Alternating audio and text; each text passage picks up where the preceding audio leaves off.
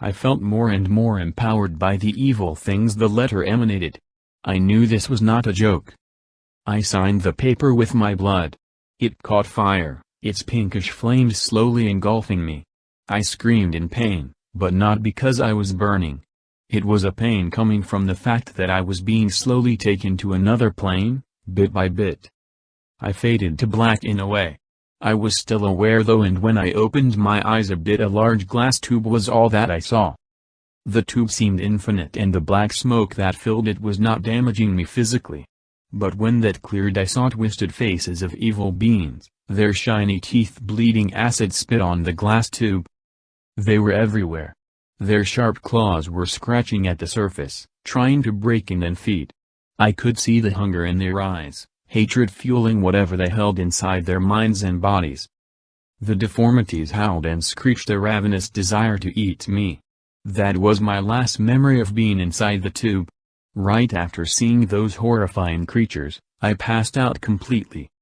I don't know how much time I spent inside that tube. Time seemingly wasn't a thing inside it. It was just endless. Infinite. Darkness all around me. Coming back to my senses, I found myself in a small room. Although it was dimly lit by a flickering yellow light bulb, it was very dark. Right in front of me, there was a chair. It was wrapped in the exact same red velvet that the envelope was made of. "Please. Sit down," the baritonal voice said, making the room tremble as if the eons that passed suddenly had a voice. A voice that expressed all kinds of existential terrors and horrors that its owner had witnessed with the passing of the strange man-invented construct, time. I felt fear licking my brain, and its awful embrace kept me in place, rendering me unable to move. The fear that built up inside me was life-threatening. I knew that in the medical sense of things, a person could be scared to death.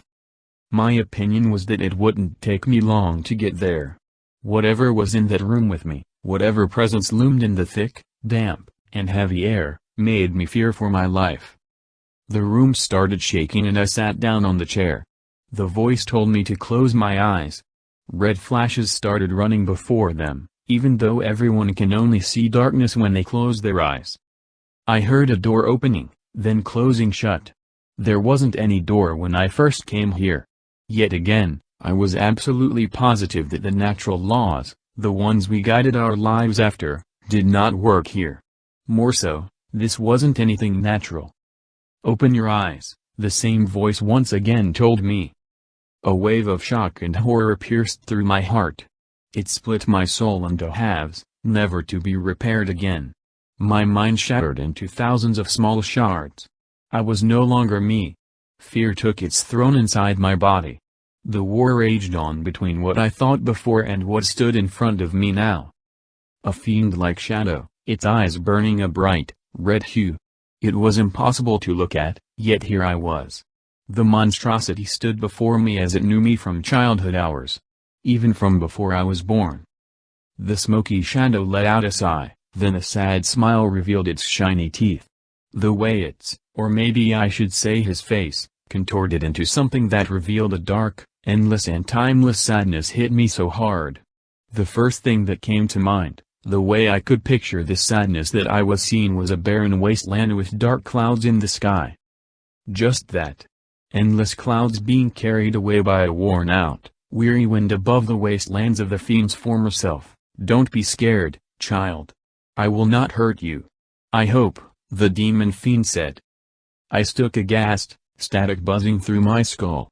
I always wanted to experience things like this, but not in a way where fear would invade my whole body like a leech from hell. "You will be the last one for me. The last human I will possess before I end myself. I can't take it anymore.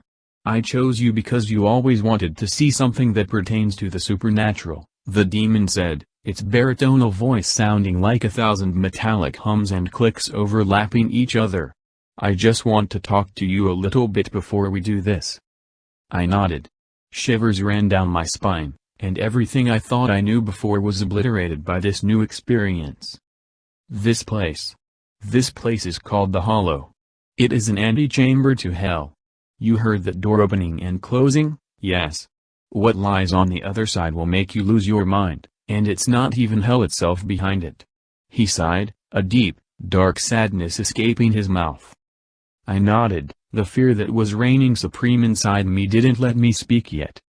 The Hollow was a place where all soon-to-be possessed people go. There they could sit face to face with the demon that would take over their body. Some of them would tell secrets and forbidden knowledge, others would say nothing at all. They could show you other worlds, or just mock, hurt, and eventually possess you like you were nothing. I think the common thing for all people who have been inside this room was fear. A deep, unending, seething fear. I need you to help to carry me to a place where I will kill myself. There we will find a pool, where I will drown because I am tired, the demon said.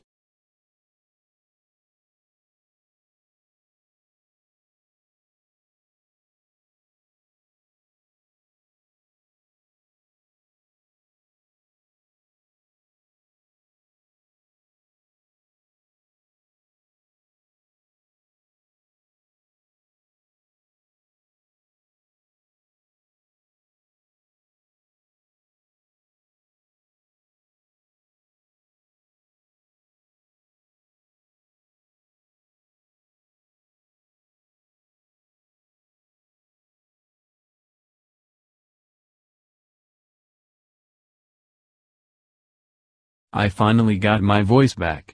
I was fearful, but yet again this is not how I wanted to find out about the existence of the supernatural. I didn't want my first experience with it to be me being a vessel for a suicidal demon. The Hollow started to tremble and the demon told me we need to hurry. The process will be painful and fear would probably leave eternal marks and scars on my mind. Are you ready, child? The demon asked me. I nodded, tears filling my eyes. He crashed into my chest like a rifle had just been emptied inside me. The pain was an eternal flame of hate, a superior being that transcended everything I knew before. The fiend spread itself across my whole body and took over me. Soon, he dictated all my actions and movements. My train of thought wasn't my own anymore. I became a prisoner. The purple door appeared in front of me. I let out a scream inside my own mind, only for it to be swallowed whole by the demon's voice. I will shield you from the insanity. You will be alright. Let's go to the pool, he finally said. The door opened and a black long corridor was revealed. It was similar in a way to the tube in which my travel here was done. Men and women were plastered all over its walls. The demon told me that his higher-ups sometimes get off on gluing sinners on the walls, especially murderers, rapists, and pedophiles. Their never-ending screams would echo into the eternity to which they had been condemned to. Cries for help and screams of anguish filled the corridor. The absence of light was not a problem for me. I could see through the demon's eyes all the way to the end of this black, horizontal place fit only for beasts and former human psychopaths. What made this new sight special was that it looked like I had a fire in my eyes. Don't know how to better explain it. Like when you look through fire and see on the other side. That's exactly what this was. We need to hurry. He knows something's happening, the demon screamed inside my brain. Who knows? I asked, fear breaking my mind's voice. You know who, he said. I started running, although I was not in control anymore. I ran and ran and ran, it felt like an eternity. We reached another door, it was ancient and the wood was cracked. A howl, followed by a deep groan echoed throughout the corridor behind me, silencing every scream that came from those sinners trapped in the walls. I opened the door and a bright white light hit me in the face. I was temporarily blinded by this powerful beam but soon came back to it. Run. The demon said. A circular construction made of stone was taking shape as I was approaching it. Water filled it, colored black. It moved unnatural, as all this were here. Droplets of dark water rose in the air, dancing under the silvery sky above me.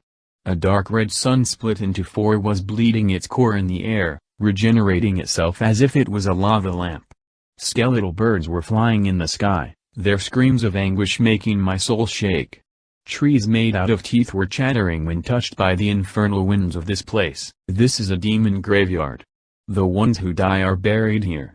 That water over there is sometimes used for healing, other times for inflicting pain upon those who do not follow orders. White is for healing, black for pain, the demon said. He told me to part my skin because the dark water needed blood. The crimson liquid was caught, almost like it was eaten by the floating dark water droplets.